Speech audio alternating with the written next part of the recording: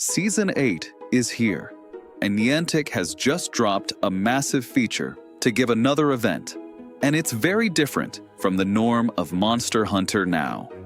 It is called Base Defense. Today, we are breaking down everything we know about base defense, the terrifying new Riftcharged monsters, and the dimensional barrier mechanic. But more importantly, I'm going to answer the 5 biggest questions about this update, including why you suddenly need 5 different weapons to get the best loot. So, what is base defense? Essentially, this is a new co-op feature debuting in Season 8. It allows hunters gathered at the same exploration base to team up and take on what they're calling Riftcharged monsters. Now, a few requirements right off the bat. You need to be Hunter rank 11 or higher, which is pretty much everyone watching this channel, and you need an exploration base nearby. The good news is, just like the Haunathons, you can join these from a bit of a distance. You don't have to be standing directly on top of the node. The structure of this event is based on waves, which look like month-long periods. For the majority of the month, we have monster outbreaks, events like we're used to. But during the final week of every wave, the Rift-charged monster appears at the exploration bases. And these aren't your normal monsters. The devs explicitly state they are far more powerful than usual. They are influenced by abnormal rifts and, this is key, they cannot be slain in a single hunt. This is a repel-style mechanic. You fight them, push them back, and deal damage. Here's the mechanic that's going to trip people up: the dimensional barrier. Rift-charged monsters are surrounded by a shield. While this barrier is active, your damage is getting nerfed, heavily reduced. The only way to break through is by landing continuous attacks. This tells me that aggressive playstyles are going to be king here. You can't just run around waiting for one big hit. You need to keep the pressure on to weaken that barrier so you can actually deal real damage. Now let's talk loot.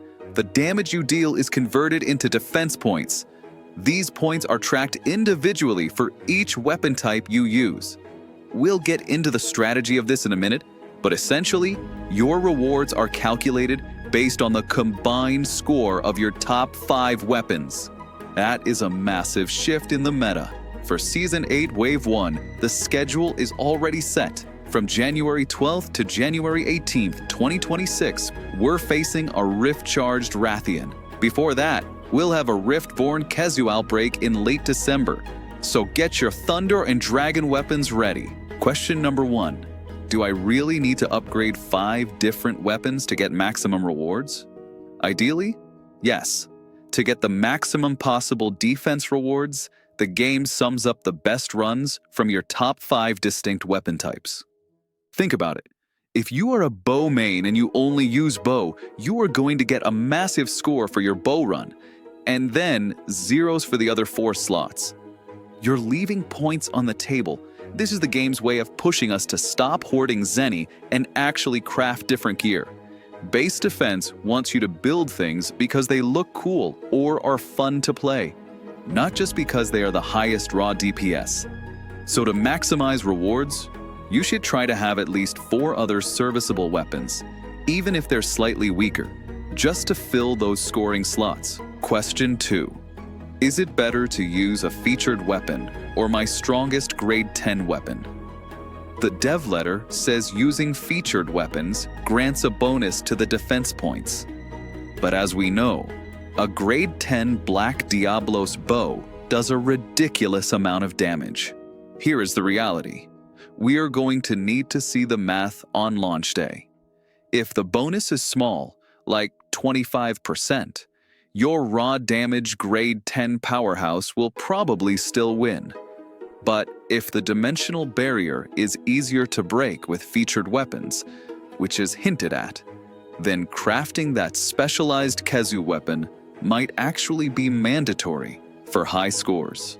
Number 3. Can we actually kill the Rift-charged monster during the base defense? The answer is no.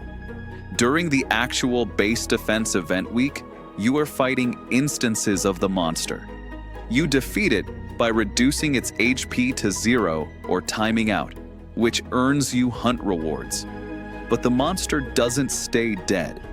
You only get to truly slay the Riftcharged monster in the urgent quest that unlocks after the wave ends. Think of base defense as the siege, and the urgent quest as the final execution. Question 4. How exactly does the dimensional barrier work? Is it damage or hit count? The text is specific here. Landing continuous attacks temporarily weakens the barrier. This implies the barrier isn't broken by one massive hit. It's likely based on hit count or frequency.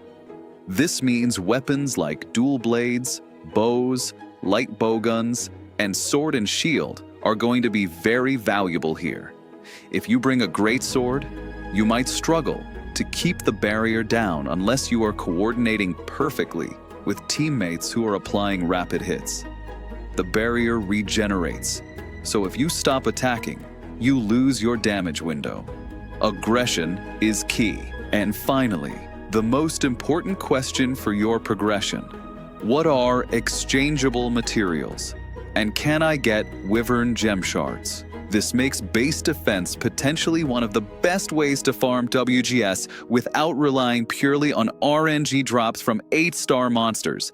If you participate enough, you can buy the upgrade materials you need. That alone makes this mode worth playing. So there you have it.